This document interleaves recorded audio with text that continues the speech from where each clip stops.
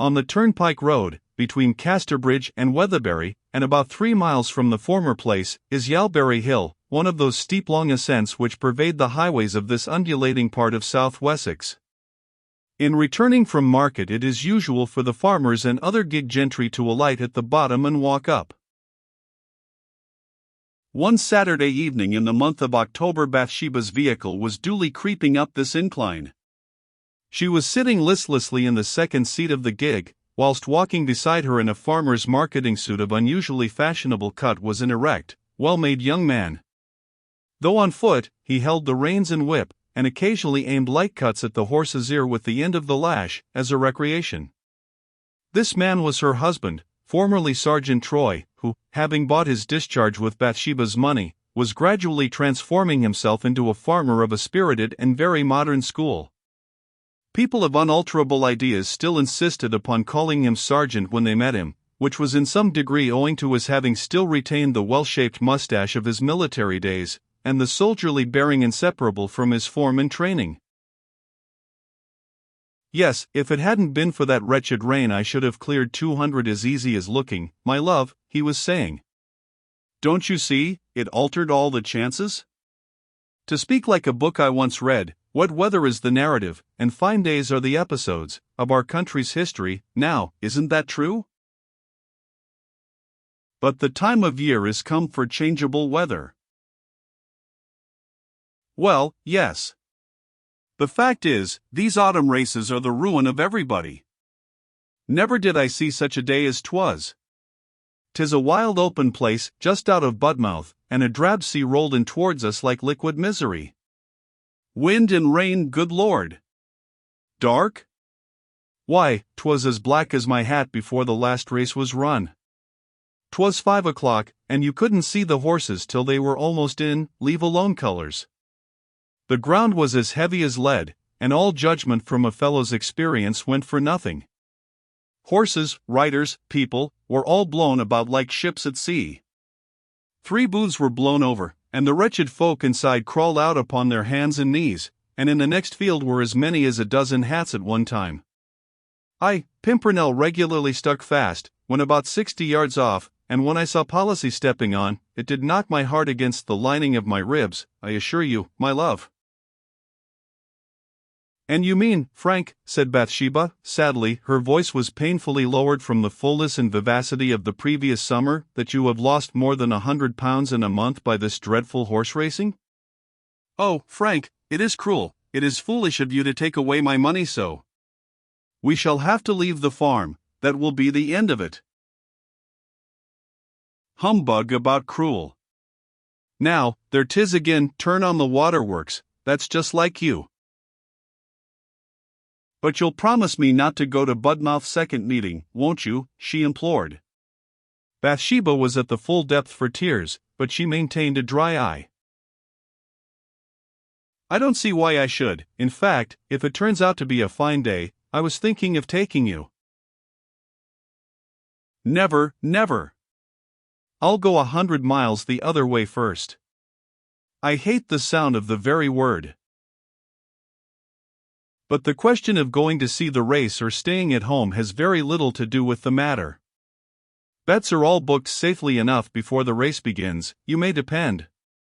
Whether it is a bad race for me or a good one, will have very little to do with our going there next Monday." "But you don't mean to say that you have risked anything on this one too," she exclaimed, with an agonized look. "There now, don't you be a little fool. Wait till you are told. Why, Bathsheba, you have lost all the pluck and sauciness you formerly had, and upon my life if I had known what a chicken-hearted creature you were under all your boldness, I'd never have, I know what." A flash of indignation might have been seen in Bathsheba's dark eyes as she looked resolutely ahead after this reply. They moved on without further speech, some early withered leaves from the trees which hooded the road at this spot occasionally spinning downward across their path to the earth. A woman appeared on the brow of the hill. The ridge was in a cutting, so that she was very near the husband and wife before she became visible. Troy had turned towards the gig to remount, and whilst putting his foot on the step the woman passed behind him. Though the overshadowing trees and the approach of eventide enveloped them in gloom, Bathsheba could see plainly enough to discern the extreme poverty of the woman's garb, and the sadness of her face. "Please, sir, do you know at what time Casterbridge Union House closes at night?" The woman said these words to Troy over his shoulder. Troy started visibly at the sound of the voice, yet he seemed to recover presence of mind sufficient to prevent himself from giving way to his impulse to suddenly turn and face her. He said, slowly, "I don't know." The woman, on hearing him speak, quickly looked up, examined the side of his face, and recognized the soldier under the yeoman's garb. Her face was drawn into an expression which had gladness and agony both among its elements. She uttered an hysterical cry, and fell down. "Oh, poor thing!" exclaimed Bathsheba, instantly preparing to alight. "Stay where you are, and attend to the horse," said Troy, peremptorily throwing her the reins and the whip. "Walk the horse to the top, I'll see to the woman." "But do you hear? CLK, Poppet." The horse, gig, and Bathsheba moved on. "How on earth did you come here?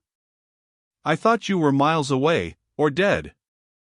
"Why didn't you write to me?" said Troy to the woman, in a strangely gentle, yet hurried voice, as he lifted her up. "I feared to." "Have you any money?" "None." "Good heaven, I wish I had more to give you." "Here's, wretched, the merest trifle." "It is every farthing I have left." "I have none but what my wife gives me, you know, and I can't ask her now." The woman made no answer. "I have only another moment," continued Troy, "and now listen. Where are you going tonight? Casterbridge Union?" "Yes, I thought to go there." "You shan't go there, yet, wait." "Yes, perhaps for tonight, I can do nothing better, worse luck." "Sleep there tonight, and stay there tomorrow." "Monday is the first free day I have, and on Monday morning, at 10 exactly, meet me on Gray's Bridge just out of the town." "I'll bring all the money I can muster." "You shan't want." "I'll see that, Fanny, then I'll get you a lodging somewhere." "Goodbye till then." "I am a brute, but goodbye." After advancing the distance which completed the ascent of the hill, Bathsheba turned her head. The woman was upon her feet, and Bathsheba saw her withdrawing from Troy, and going feebly down the hill by the third milestone from Casterbridge. Troy then came on towards his wife, stepped into the gig, took the reins from her hand, and without making any observation whipped the horse into a trot. He was rather agitated. "Do you know who that woman was?" said Bathsheba, looking searchingly into his face. "I do," he said, looking boldly back into hers. "I thought you did," said she, with angry hauteur, and still regarding him. "Who is she?" He suddenly seemed to think that frankness would benefit neither of the women. "Nothing to either of us," he said. "I know her by sight." "What is her name?" "How should I know her name?" "I think you do." "Think if you will," and the sentence was completed by a smart cut of the whip round Poppet's flank, which caused the animal to start forward at a wild pace. No more was said.